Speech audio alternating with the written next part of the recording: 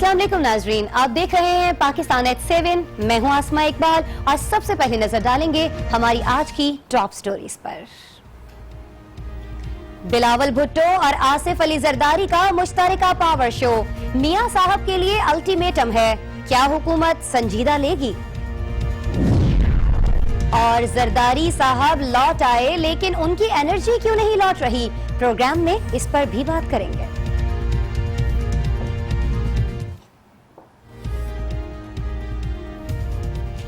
नाज़रीन, जरदारी साहब का आज वतन वापसी के बाद पहला पावर शो था। सब उनकी तकरीर के मुंतजिर थे, सरप्राइज का इंतजार कर रहे थे और ख्याल यही किया जा रहा था कि आसिफ अली जरदारी आज खूब गरजेंगे, हुकूमत को तनकीद का निशाना बनाएंगे, किसी लाहे अमल का ऐलान करेंगे, डॉक्टर आसिम और अनवर मजीद से मुतालिक भी कुछ बोलेंगे। लेकिन उन्होंने इनमें से किसी भी मौजू को छेड़ा ही नहीं। उनका खिताब खासा दिलचस्प था लेकिन पहले वाली एनर्जी कहीं मिसिंग थी।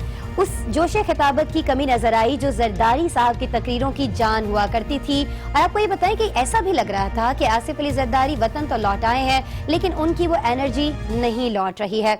आज उन्होंने खुशखबरी से अपने खिताब का आगाज किया, बिलावल और अपने इलेक्शन लड़ने का ऐलान किया और ये बताया कि वो खुद नवाब शाह और बिलावल लड़काना से मुंतखब होंगे। मियां साहब को मुगल कहकर पुकारा और सियासत को अमानत करार दे दिया। शिकवे शिकायतें की, वादा खिलाफी का तस्करा छेड़ा, तुर्की, कश्मीर, ईरान, चीन और भारत का जिक्र भी किया। मुल्क को दरपेश चैलेंजेस की बात की, इलेक्शन में ना निकलने देने का शिकवा किया। मुख्तसरन ये कि वो पूरी तकरीर में वजीर आजम से मुखातिब दिखाई दिए। उन्होंने सख्त बातें की लेकिन उनका लहजा आज खासा नरम रहा। आज के उनके खिताब के कुछ हिस्से पहले आपको सुनाते हैं।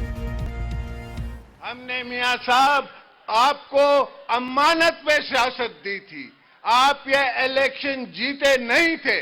हमने आपको अमानत समझ के ये सियासत सौंपी थी कि आपके साथ मिलके हमने हर फैसला किया था। पार्लियामेंट में कंसेंसस फैसले हुए थे और आपकी पार्टी ने हमारे साथ मिलके 18वीं तरमीम पे, दूसरे फैसलों पे हामी भरी थी। और आज अफसोस अफसोस अफसोस कि आपने उन सब वादों को भुला दिया।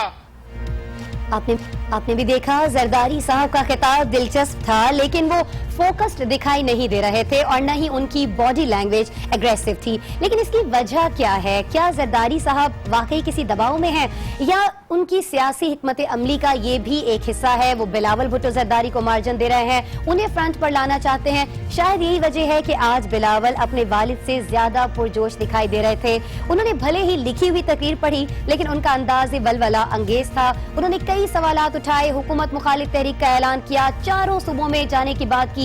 लेकिन बिलावल ने अपने खिताब में मजीद अहम क्या बातें की हैं, पहले आपसे ये शेयर करते हैं। मैं चुप नहीं रहूंगा, मैं लड़ूंगा, मैं लड़ूंगा, मैं लड़ूंगा, मैं लड़ूंगा मुल्क की इज्जत और वकार के लिए, मैं लड़ूंगा इंसाफ के लिए, मैं लड़ूंगा अवाम के हुकूक के लिए, इस मुल्क के बेआसरे लोगों के लिए, क्योंकि मैं वारिस हूं, मैं वारिस हूं शहीद जुल्फिकार अली भुट्टो और शहीद मोहतरमा बेनजीर भुट्टो की मीरास का। तो तैयार हो जाओ, तैयार हो जाओ, मैं आ रहा हूं। हर सूबे में, शहर शहर, गांव गांव, बस्ती बस्ती गासिबों का कब्जा खत्म करने के लिए, गासिबों का कब्जा खत्म करने के लिए तख्ते जाती उमरा की बादशाह खत्म करने के लिए मैं वापस आ रहा हूँ, शहर शहर, गांव गांव, बस्ती बस्ती जाऊंगा, ऐसा कहना था बिलावल भुट्टो जरदारी का। उनका मजीद क्या कुछ कहना था आपसे शेयर करेंगे और आज के प्रोग्राम में हम इन्हीं दोनों तकरीरों पर बात करेंगे, यानी बिलावल भुट्टो जरदारी की तकरीर पर और आसिफ अली जरदारी की तकरीर पर, लेकिन इस ब्रेक के बाद।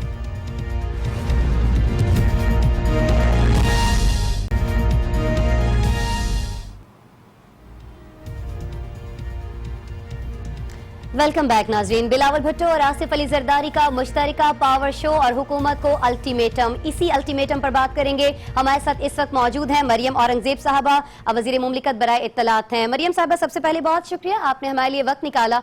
फरमाइएगा, बिलावल ने आज तख्ते जाती उम्रा उलटने का अल्टीमेटम दे दिया है। वो चारों सूबों में तहरीक चलाने जा रहे हैं और आप जानती हैं, हम सब जानते हैं कि पीपल्स पार्टी मुसलसल 1.5 महीने से खबरदार कर रही थी। वजह क्या है मरियम साहिबा, क्यों हुकूमत ने संजीदा नहीं लिया उनके मुतालिबात को? जी बिस्मिल्लाहिर्रहमानिर्रहीम। सबसे पहले तो हुकूमत के लिए और प्राइम मिनिस्टर के लिए अल्टीमेटम अब सिर्फ 2018 का है।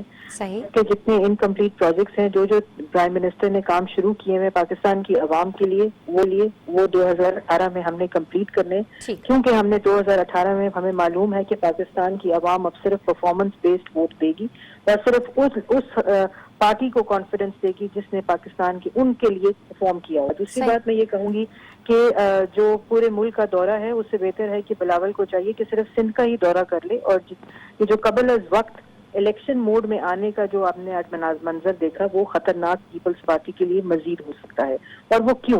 क्योंकि 1.5 साल उनको चाहिए कि सड़कों से बेहतर है कि सिंध में फोकस करें, क्योंकि आज अगर आप दोनों तकारीर देखें और उसका एनालिसिस करें तो कोई 3 चीजें ही गिनवा देते जो पिछले 8.5 साल 5 साल पीपल्स पार्टी की हुकूमत और आज 3.5 साल सिंध में हुकूमत की, और पिछले कितने सालों से सिंध में पीपल्स पार्टी की हुकूमत है। कोई तो 3 चीजें गिनवा दें कि हमने ये अचीव किया जिसको बाकी सूबों में रेप्लिकेट किया जा सकता है। अच्छा मरियम साहब, उनके क्रेडिट पर तो आप कह रही हैं कि कोई चीजें नहीं हैं, लेकिन अगर हम नून लीग की बात करते हैं, आपने कहा कि उनके लिए खतरनाक हो सकती है ये सूरत हाल, लेकिन क्या आप समझती हैं कि मुस्लिम लीग नवाज के लिए भी, आप लोगों के लिए भी ये सूरत हाल खतरनाक हो सकती है? क्योंकि जरदारी साहब तो बादशाह हैं मुफाहमत के, अगर उन्होंने तमाम अपोजिशन को इकट्ठा कर लिया तो आप समझती हैं कि मुश्किलात पैदा होंगी नून लीग के लिए? कह रही है मुश्किलात हम तो प्राइम मिनिस्टर पहले से कह रहे हैं कि पार्लियामेंट के अंदर अपोजिशन को अपना ओवरसाइट रोल प्ले करना चाहिए गवर्नमेंट की परफॉर्मेंस के ऊपर, ताकि सिस्टम में अगर कोई कमी है, गैप है, तो उसको पूरा किया जा सके।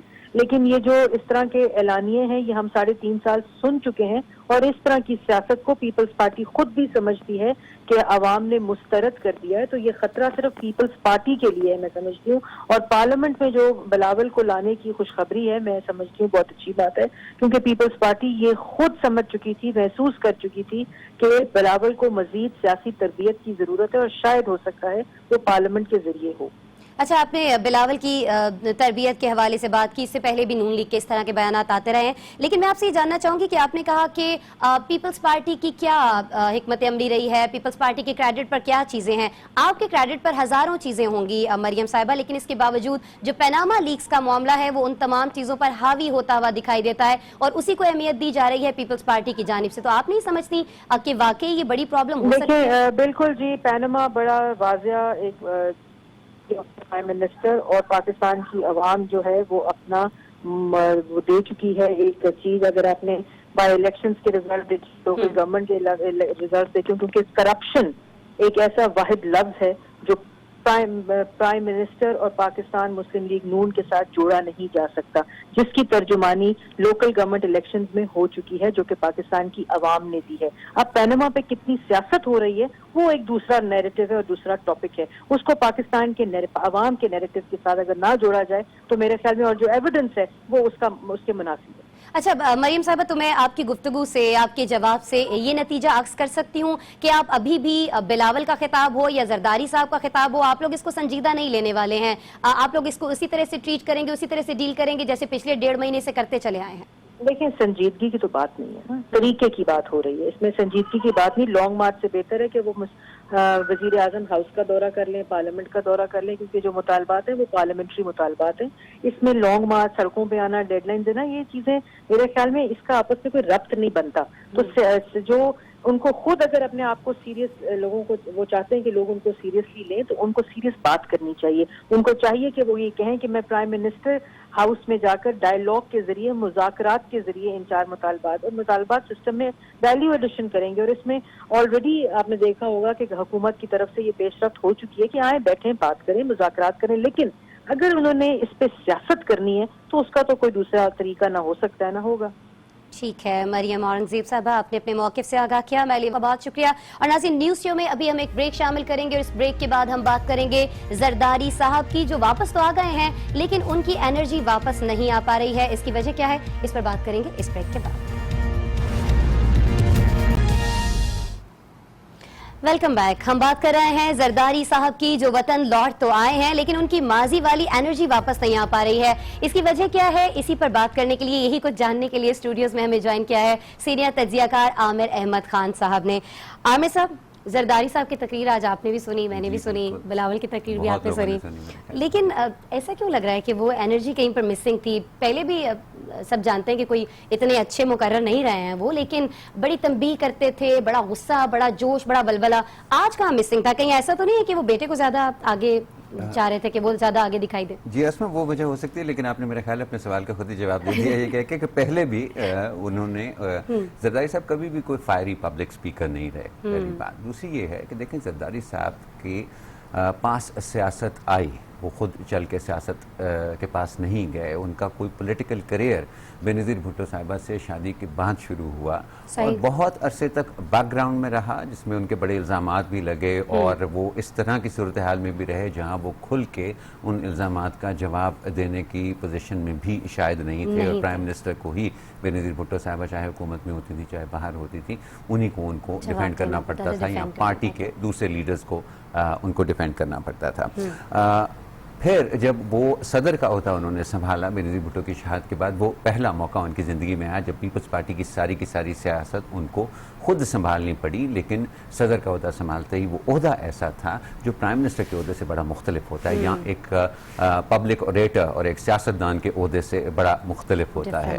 اور اس کے بعد تو ہم نے دیکھا کہ جب سے وہ نواز شریف صاحب کی حکومت آئی اس کا زیادہ تر عرصہ انہوں نے باہر گزارا تو وہ اس طرح کے فائری پبلک سپیکر کبھی بھی نہیں رہے ہیں.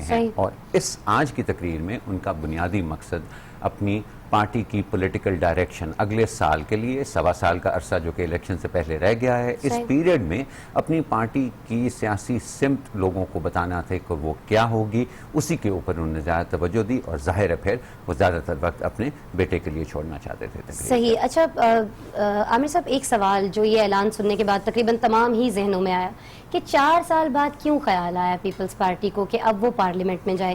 یہ فیصلہ پہلے بھی تو کیا جا سکتا تھا، نشستیں تو پہلے بھی پاکستان پیپلز پارٹی کے پاس تھیں. جی بالکل. یہ ان کی اگر آپ زرداری صاحب کی سیاست پر نظر ڈالیں یا پاکستان پیپلز پارٹی کی سیاست پر نظر ڈالیں تو یہ پاکستان کے وہ رہنما رہے ہیں جو کہ یا تو پرائم منسٹرز ہاؤس میں ہوتے تھے یا جیل میں ہوتے تھے یا ملک سے باہر رہتے تھے. ان کی کوئی تاریخ ایسی نہیں ہے کہ انہوں نے ایک لمبا عرصہ پاکستان کے اندر رہ کر عوامی سیاست کی ہو اور عوام میں ہی اور اپنی پارٹی رہنما کے طور پہ عوام سے براہ راست رابطہ رکھا ہو. تو اب بھی جب اپنی مدت انہوں نے پوری کی، اپنی پارٹی کی مدت پوری کی، دیکھیے یہ مت بھولیے کہ بہت سارے ریاست کے کام انہوں نے کیے، 18ویں ترمیم سے لے کے اس کے علاوہ بہت کچھ ایسا جو کہ ریاست کے لیے ضروری تھا، وہ فیصلے، وہ معاہدے، وفاق اور صوبوں کا رشتہ جو ہے اس کو ہموار کرنے کے راستے کے اندر جو فیصلے تھے وہ انہوں نے کیے. لیکن اپنی مدت پوری کرنے کے بعد جب وہ فارغ ہوئے ہیں اپنے اس منصب سے اور اس ذمہ داری سے تو اس میں ایک تو ان کی طبیعت کا بھی ایک جینون معاملہ ہے. ان کی طبیعت کی خرابی جو ہے وہ بھی کافی جینون چیز ہے. آپ دیکھ سکتی ہیں ان کی نقاہت جو ہے وہ بھی نظر آتی ہے، چہرے سے بھی ان کا احساس ہوتا ہے کہ ابھی تک وہ مکمل طور پر صحت یاب نہیں ہے. اور دوسرا وہ اس موقع کو استعمال کرنا چاہتے تھے تھوڑا سا ایک بہت ہائی ٹینشن پیریڈ جو انہوں نے پریزیڈنسی کے اندر گزارا تھا اس سے تھوڑی بریک لینے کے لیے بھی. سو آئی تھنک اب جب کہ ان کو یہ احساس ہوا ہے کہ 1.25 سال کا عرصہ ہے الیکشن سے پہلے تو یہ مناسب وقت ہے بلاول کا پارلیمنٹری کریئر بھی شروع کرنے کا، خود بھی واپس پارلیمنٹ میں جا کے. صحیح. آپ سمجھتے ہیں کہ انتہائی مناسب وقت ہے، خود بھی آ جائیں گے پارلیمنٹ میں اور بلاول کا جو کریئر ہے وہ بھی شروع ہو جائے گا اس طرح سے ایک پارلیمانی کریئر جس کو ہم کہہ سکتے ہیں. بہت شکریہ. عامر احمد خان تک موجود تھے. اور ناظرین ہم بات کر رہے تھے مفاہمت کے بادشاہ کی جو اب بلاول کے ساتھ پارلیمنٹ میں جا رہے ہیں. پیپلز پارٹی کا یہ اعلان حکومت کے لیے چیلنجنگ ہوگا یا نہیں اس کا فیصلہ تو وقت ہی کرے گا، لیکن پارلیمنٹ میں پاکستان پیپلز پارٹی کا اپنا امتحان ضرور ہوگا جس کے نتائج 2018 کے الیکشن کا فیصلہ کریں گے. بہرحال مجھے دیجیے اجازت، کل پھر آپ سے ملاقات ہوگی. اپنا بہت سا خیال رکھیے گا. اللہ حافظ.